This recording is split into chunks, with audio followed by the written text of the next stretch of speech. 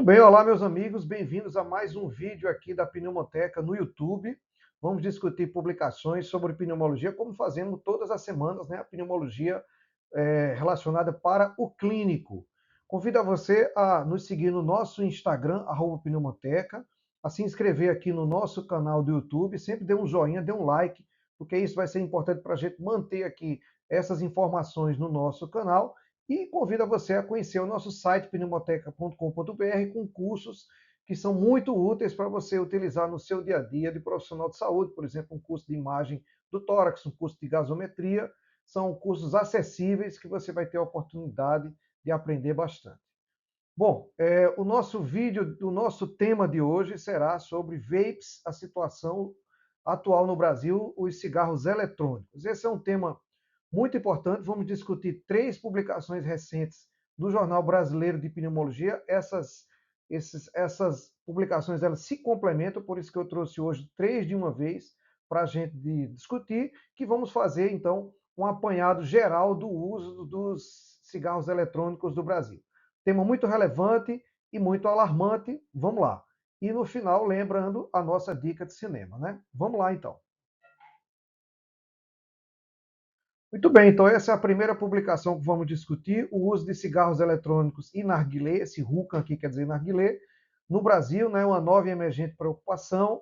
Esse estudo é chamado Covitel, foi feito em 2022 e publicado em 2023. Esses são os autores, a quem nós agradecemos a realização do estudo, realizado na Universidade Federal de Pelotas, no Brasil, de Rio Grande do Sul.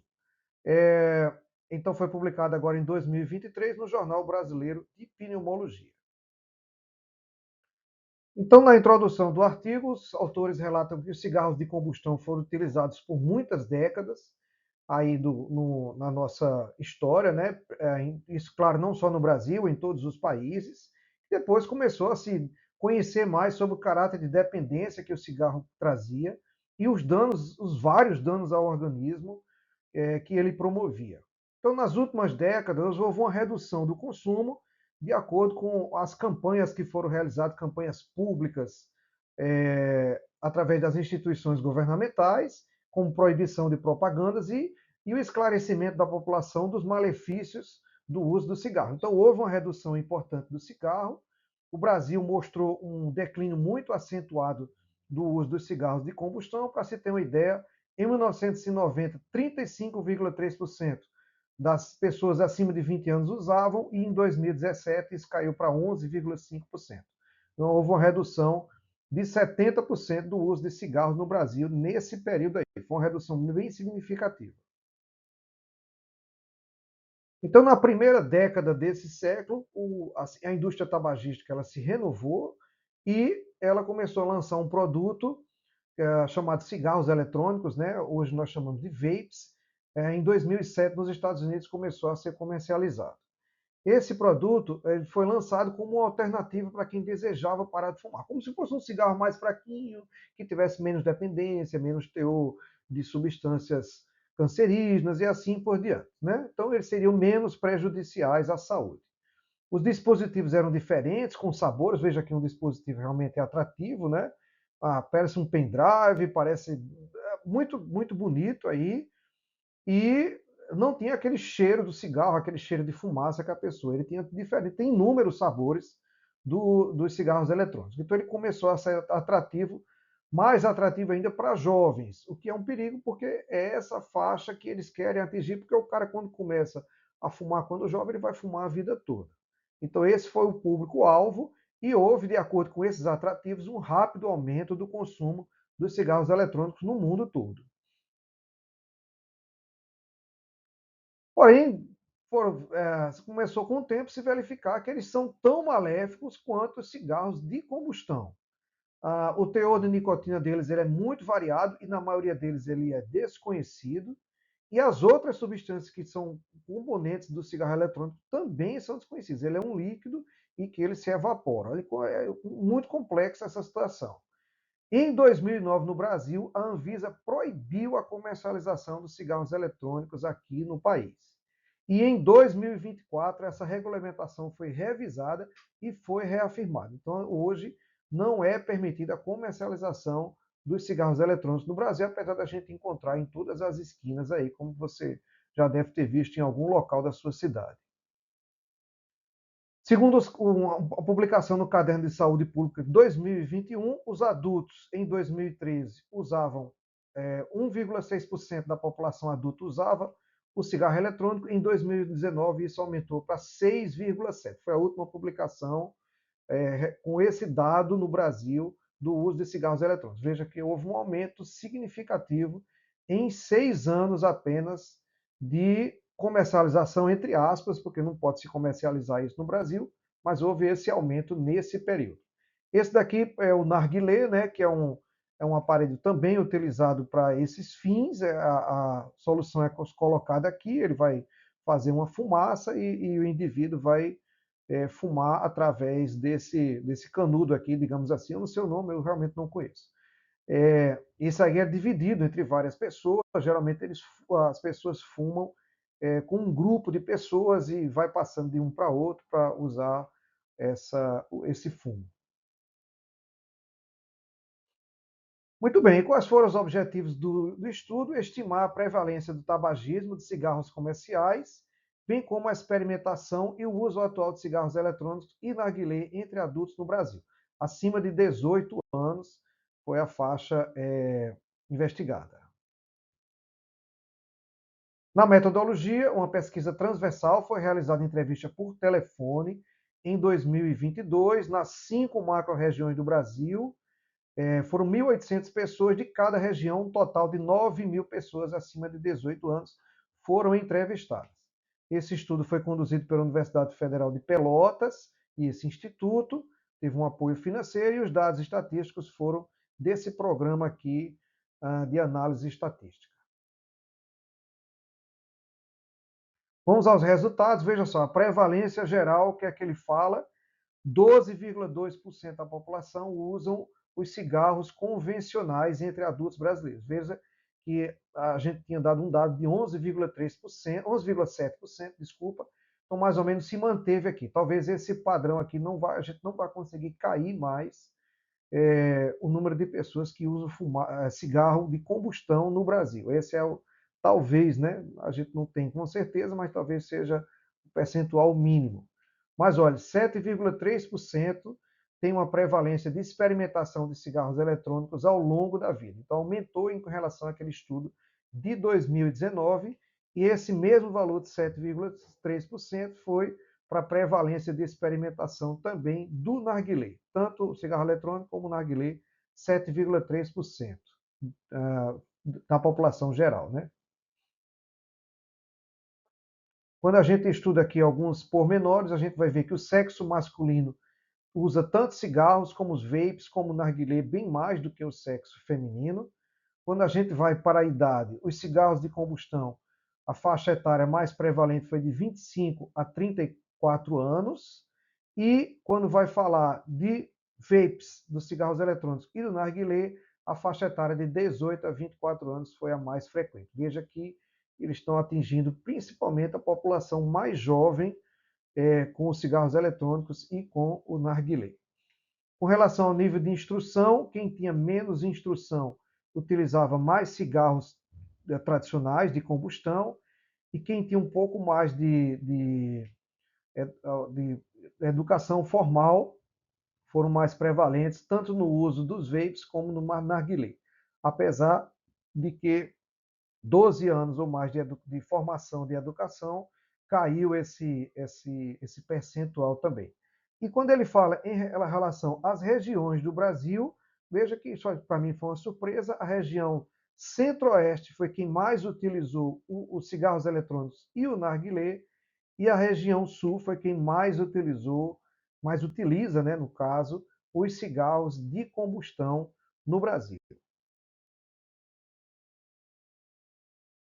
Veja só, mas 25% da população, 1 em cada 5 adultos no Brasil, é usuário de cigarro convencional. O mais assustador é que isso aí vai dar 25 milhões de pessoas usam cigarro tradicional. Quer dizer, é um mercado muito grande ainda de cigarro tradicional no Brasil.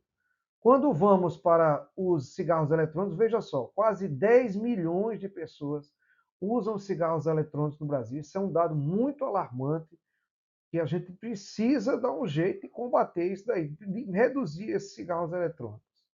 E 2 milhões de pessoas têm histórico dos usos tanto de narguilé, como de cigarro eletrônico, como de ah, cigarros tradicionais.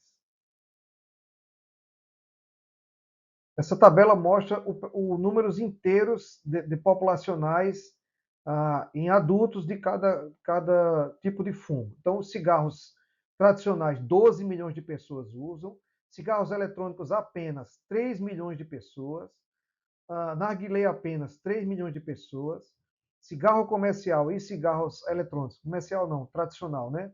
1 milhão de pessoas, o cigarro tradicional e narguilé, 1 milhão e 200 mil pessoas, cigarro eletrônico e narguilé, 3 milhões de pessoas e todos eles 2 milhões de pessoas. É muita gente ainda na população adulta utilizando e a gente não está falando de população dos adolescentes, que vai de 12 de 14 anos até 18 anos, que é a faixa etária, infelizmente, que as pessoas mais começam a utilizar esses produtos.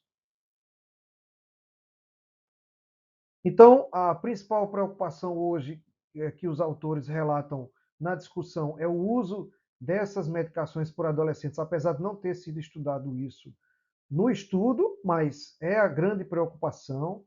O estudo atual foi na faixa de 18 a 24 anos, como vocês viram, e existe uma tendência de dependência de nicotina quanto mais cedo se começar a utilizar os cigarros. Um estudo com, ele cita, né, um estudo com adolescentes de 14 anos, que a experimentação de vapes promove 2 vezes mais probabilidade de tabagismo intenso num prazo de 6 meses apenas. Quer dizer, o cara que está usando, é um adolescente que está usando em 6 meses, ele tem 2 vezes mais chance de ter dependência do tabagismo. E que é desconhecido ainda o teor de nicotina dos vapes utilizados no Brasil. A gente não sabe qual é o teor de nicotina que está sendo utilizado. Uma comparação com estudos anteriores. Em 2013, já foi até citado aí, o uso de narguilé era de 1,2%, aqui não tinha cigarros eletrônicos incluídos. De 2015, cigarros eletrônicos apareceu aqui, ó, 0,4% e narguilé subiu para 1,7%. 2019, cigarro eletrônico subiu para 1,6% nesse estudo aqui e 6,7% nesse outro estudo Vigitel. E o narguilé 0,47%. E esse estudo atual, como a gente viu, tanto narguilé como cigarros eletrônicos, 7,3% da população adulta do Brasil. Então, nas conclusões, eles relatam que os achados do Covitel, que é o atual estudo, reforçam a preocupação sobre o aumento da experimentação e uso diário de cigarros eletrônicos e narguilé como um novo caminho para a dependência de nicotina. O Brasil alcançou um declínio significativo no tabagismo convencional, mas enfrenta agora o desafio de conter esse avanço das novas formas de nicotina e um desafio de tentar diminuir mais ainda o tabagismo convencional, coisa que não aconteceu, não foi demonstrado nesse estudo aqui.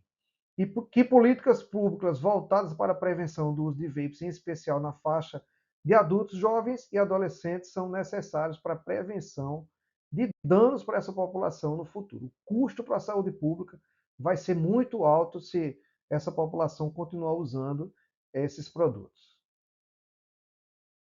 Esse é um outro artigo que complementa, apenas fazendo uma revisão do uso de cigarros eletrônicos e consequências em adolescentes. Esses são os autores, a quem agradecemos mais uma vez. É uma educação continuada do Jornal Brasileiro de Pediatria, foi publicado agora em 2025. Então é bem recente aí. Ele fala que os vapes operam sem combustão, eles reduzem, isso reduz a liberação de substâncias tóxicas, é verdade. Tem níveis mais baixos de partículas e compostos cancerígenos, mas os efeitos a longo prazo são desconhecidos, principalmente porque existem inconsistências no rótulo, ninguém sabe qual o teor de nicotina que esses produtos apresentam. Então, esse teor, tanto o teor de nicotina como o teor das outras substâncias, também não é completamente conhecido, o que é um perigo para quem está utilizando.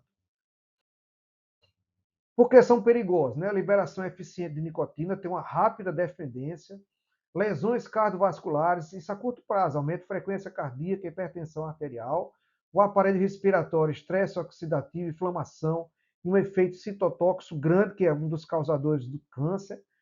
O sistema nervoso central aumenta risco de ansiedade, depressão, e ele atinge lá o transtorno do humor também. E o vapor passivo também é deletério aos comunicantes. Como os fumantes passivos também existem nos cigarros eletrônicos. E o risco de dependência é sustentado na vida adulta. Quer dizer, quem está usando agora tem uma grande chance de ser dependente mais nos anos posteriores. Com relação ao contexto dos vapes no Brasil, os adolescentes e adultos jovens, como vimos na publicação anterior, são realmente o público-alvo dessa indústria. A Anvisa ela fez a proibição da venda, importação, armazenamento, publicidade e transporte dos cigarros eletrônicos no Brasil. Isso foi em 2009, como já foi dito, e foi mantido agora em 2024, apesar de todo o lobby que eles fizeram, não conseguiram aprovar aqui a comercialização no Brasil. Foi proibido o uso também em espaços públicos coletivos ou privados fechados, desde 2014, também com o cigarro de combustão, e a sociedade ela tem que ter uma participação na redução do uso dos vapes, segundo os autores aqui. Então, é crime a comercialização do uso desses produtos no Brasil. E nessa última publicação, vamos descrever para vocês a descrição de um caso clínico de uma paciente que teve uma evolução grave por causa do uso dos cigarros eletrônicos. Esses são os autores, mais uma vez agradecemos o conhecimento aqui que nos foi dado. Foi uma carta ao editor do Jornal Brasileiro de Pneumologia e publicada agora em 2025. Então, esse é o caso clínico, uma paciente jovem, olha só, 23 anos, viu? Se apresentou em serviço de emergência com queixa de tosse, falta de ar e febre. Uma evolução curta. Não tinha história de alergia, cirurgia pregressa, sem uso de outras medicações, mas era obeso ao IMC de 36 e usava cigarros de combustão desde 14 anos. E ela mudou para os cigarros eletrônicos, os vapes, diariamente há 3 anos. Quer dizer, ela utilizou 6 anos de cigarro mais 3 do vape. E não referia o uso de drogas ilícitas. No serviço de emergência foi prescrita amoxicilina com clavulanato e foi liberada para domicílio. Retornou depois de 48 horas com febre persistente, piora da tosse e do cansaço. Bom, então ela foi hospitalizada, né, porque ela não melhorou, foi iniciado um suporte ventilatório com oxigênio e máscara de Venturi, mas ela não teve uma boa evolução, houve um maior grau de falência respiratória, então, sem a melhora, foi necessária a intubação com ventilação mecânica e unidade de terapia intensiva. Feito o screening para vírus respiratórios, incluindo Covid, também negativo, e após 5 dias persistia a hipoxemia que estava refratária ao tratamento. Foi indicado, então, o uso de circulação extracorpórea, uma situação realmente extrema, né? Utilizados naquelas situações onde o pulmão realmente não está conseguindo funcionar, não está conseguindo fazer a troca gasosa adequada. Ainda na investigação, pesquisas para outras doenças autoimunes, doenças do colágeno negativas, nada foi encontrado. E o diagnóstico definitivo foi de EVALI, que é uma sigla para a doença associada ao uso do cigarro eletrônico, né? A injúria pulmonar devida ao cigarro eletrônico. Ela permaneceu em circulação extracorpórea e ventilação por 21 dias, ou desculpa, por 14 dias, veja só, como foi um tempo prolongado, risco de morte aí foi bem evidente, mas ela felizmente se saiu bem, teve alta após 26 dias de internação. Esse foi o primeiro caso de EVALI no Brasil com indicação de circulação extracorpórea, por isso que ele foi descrito aqui nessa publicação. Mas nos Estados Unidos já são descritos vários. Infelizmente, a gente ainda não tem dados estatísticos do EVALI no Brasil, mas é uma doença que os pneumologistas e os intensivistas estão começando a pegar com mais frequência. Difícil, às vezes, é fazer esse diagnóstico também.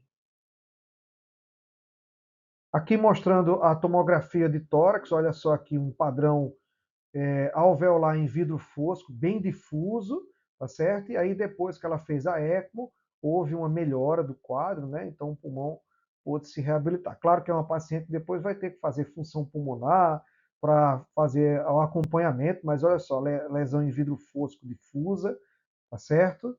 Irregular, né? Mais aqui no pulmão esquerdo do que no pulmão direito, mas de todo jeito houve uma melhora, né? Após o tratamento houve uma melhora e essa paciente conseguiu se salvar aí, paciente jovem, graças a Deus, né? Bom, como usar essas informações no dia a dia? Os adolescentes e adultos jovens são o público-alvo da indústria dos cigarros eletrônicos. É lenda, claro que sou eu que estou dizendo isso, que os cigarros eletrônicos são menos nocivos que cigarro de combustão. Quem estiver fazendo essa informação para você, você já pode desmentir isso daí. Inclusive, ele não sabe nem o que tem dentro ali, ninguém sabe o que tem dentro, porque ele é proibido a comercialização do Brasil. Nós não conhecemos ainda as lesões a longo prazo, mas os indícios já mostram alterações graves, como esse caso que vocês já viram do EVALO, então realmente é um risco utilizar. Lembrar que a comercialização no Brasil é ilegal, é crime a comercialização no Brasil. Difícil combater isso, é tanta coisa errada, né, que é difícil combater isso, mas é crime. Tá? E temos o papel de todos na redução pelo uso da população. O que é que nós da saúde, o que é que nós podemos fazer? Todo paciente que a gente atendeu, paciente jovem, a gente pergunta, já usou, faz uso, nunca usou, se ele nunca usou, dá os parabéns, diz a ele que não deve, você vai gastar menos de 1 minuto para isso. Se ele usou, orienta para não usar, se está usando, procurar tratamento para evitar isso daí, para deixar de usar essas medicações. A gente gasta menos de 1 minuto isso na nossa consulta. Todo paciente adolescente até 25, 30 anos de idade, a gente precisa abordar isso. São todos os médicos, urologista, ginecologista, gastroenterologista, tá certo? Todos os médicos que fazem, quem está lá na ponta, lá atendendo no PSF, esse então é que deve fazer isso mesmo. Tá bom? Então, esse é o nosso recado de hoje, para a gente tentar diminuir nesse trabalho de formiguinha, falar pessoa por pessoa. A gente, claro, não vai conseguir que todas as pessoas que a gente falar evitem o uso, mas se a gente conseguir que uma pessoa, a gente já melhora alguma situação para a nossa população. Tá? Vamos então à dica de cinema, que é sempre tradicional aqui nos nossos vídeos, né? Bom, então vamos lá. Nossa dica de cinema, A Sombra e a Escuridão. Filme esse aí eu tirei do fundo do baú. Filme de 1996, estrelado aqui por Val Kilmer e Michael Douglas. O Val Kilmer foi que fez o Asas Indomáveis, que era o inimigo do Tom Cruise no primeiro, e apareceu agora nesse segundo aí. Ele teve inclusive um câncer de vias aéreas superiores, eu acho que é de laringe, provavelmente relacionado ao cigarro, e o Michael Douglas, que ainda está por aí fazendo filmes, inclusive. Esse filme é baseado em fatos reais. Olha que interessante, ele conta a história de uma construção de uma ponte no Quênia, era uma colônia inglesa na época, no finalzinho, lá nos últimos anos do século XIX. E um engenheiro foi contratado para administrar a obra porque estava havendo alguns problemas lá, porque 2 leões estavam matando os trabalhadores. Olha só, história verdadeira isso daí, viu? Matando os trabalhadores. Então os caras estavam com medo de trabalhar, então estava havendo abandono do trabalho e a ponte não terminava e os caras queriam que a ponte terminasse. Os africanos, né, diziam que os leões eram dois espíritos do mal porque eles matavam por prazer e não para se alimentar. Então foi contratado um profissional que já tinha experiência em matar leões, que é o papel do Michael Douglas, para ajudar. E aí vai acontecer uma série de coisas que eu não vou contar a vocês. Na história do filme, ele dizia que a lenda dizia, né, que eles mataram em torno de 135 homens trabalhadores, mas aí eu fui dar uma pesquisada sobre o que foi verdade nisso daí, e os estudos disseram que eles mataram em torno de 35 pessoas. Os caras aumentaram, né? Mataram 35 pessoas, e os 2 leões hoje estão no Museu de História Natural de Chicago. Né? Só a pele, obviamente, deles, e colocaram lá por dentro, eles estão lá no Museu de Chicago. Aqui são os 2 leões do filme, na verdade, na realidade, eles não tinham juba, os leões eram enormes, né? E aqui, ó, o Michael Douglas com o Val Kilmer numa cena, e veja você aqui uma outra cena também,